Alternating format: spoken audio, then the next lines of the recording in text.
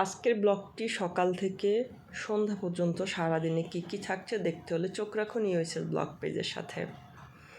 Hello, আসসালামু আলাইকুম। কেমন আছেন সবাই? আলহামদুলিল্লাহ, আমি ভালো আছি।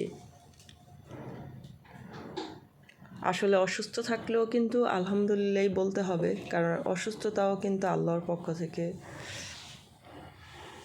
এটাও একটা নেয়ামত আর কি। মানুষ অসুস্থ হলেও কিন্তু দেখবেন যে মানুষের গুনাহ খাতা থেকে অনেক কিছু নাকি করা হয়, মোছা যায় অসুস্থ হলে মানুষ। আর মানুষের সব কিছুকেই আলহামদুলিল্লাহ বলে শুকরিয়া আদায় করতে হয়। আপনি সুস্থ থাকেন আর অসুস্থ থাকেন, আপনি সবসময় আল্লাহ পাকের শুকরিয়া আদায় করবেন। আমার এই মুহূর্তে শরীরটা খুবই খারাপ। আমি হঠাৎ করে অসুস্থ হয়ে পড়েছি কয়েকদিন ধরে। ঈদের আগে থেকেই হঠাৎ অসুস্থ হয়েছিলাম, তারপরে তো গ্রামে গিয়েছিলাম, এরপরে গ্রাম থেকে এসে হঠাৎ করে আবার আমি অসুস্থ হয়ে পড়েছি। তো এই তো আমি সকালে আজকে নাস্তা করে নিলাম হচ্ছে পান্তা ভাত দিয়ে ডিম ভাজি করে নিয়ে নিলাম। সকালবেলা যদি আমার বাসায় ধরেন একজন যদি ভাত না খায়, সে ভাতটা কিন্তু আমার থেকে যায়। তখন দেখা গেছে সে একজনের ভাত রাতে যখন না খেলে সকালবেলা থেকে যায়, তখন তো এটা দুপুরে খাওয়া অসম্ভব। তাই আমি সেদিন আর রুটি খাই না, সকালবেলা সেটাকে পানি দিয়ে পান্তা ভাত করে, মাংস থাকলে মাংস দিয়ে খেয়ে নিই অথবা ডিম ভাজি করে খেয়ে নিই। তারপরে খেয়ে নিলাম রং চা। এরপরে আমি করলা ভাজি করে নিলাম।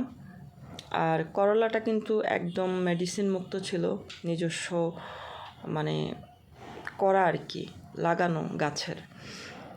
এরপরে এই তো তেলাপিয়া মাছ ছিল, তেলাপিয়া মাছটাও আমাদের নিজস্ব।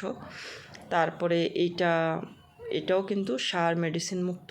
তো এটাকে আমি ক্লিন করে ধুয়ে হলুদ লবণ মরিচ মেখে ফ্রাই করে নিচ্ছি। আর এটা কিন্তু আজকে পেঁয়াজ মরিচ টমেটো তারপরে সব মশলা দিয়ে ভাজি করে নিব।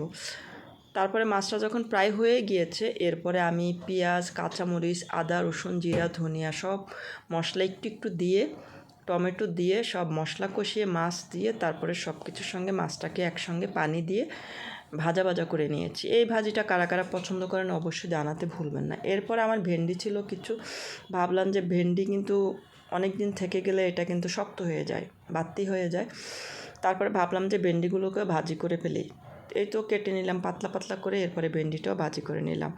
ভেন্ডিটাও দেখেন, এটা কিন্তু ঢাকনা দিয়ে রান্না করলে সবুজ থাকবে না, ঢাকনা ছাড়া রান্না করলে কিন্তু এটা সবুজ থাকবে। বিকেলে আবার মারিয়াম কী করলো, সে নিজেই কিন্তু দেখেন এই আলু দিয়ে ফ্রেঞ্চ ফ্রাই করতে গেছে। কর্নফ্লাওয়ার দেওয়ার কারণে এটা সবগুলো আঠার মতো একটার সঙ্গে একটা লেগে এটা আবার অন্যরকম একটা রেসিপি হয়ে গেছে, তাই না? দেখতে কিন্তু যতটা ভালো লাগতেছে, খেতেও দারুণ ছিল এটা। তো এই তো কেমন লাগলো আজকে সারাদিনের ব্লগটি জানাতে ভুলবেন না। ভালো লাগলে শেয়ার করে দিতে পারেন। ভালো থাকবেন, ভালো রাখবেন। দেখা হবে নেক্সট ব্লগে। আজকের মতো এখানে বিদায় নিব।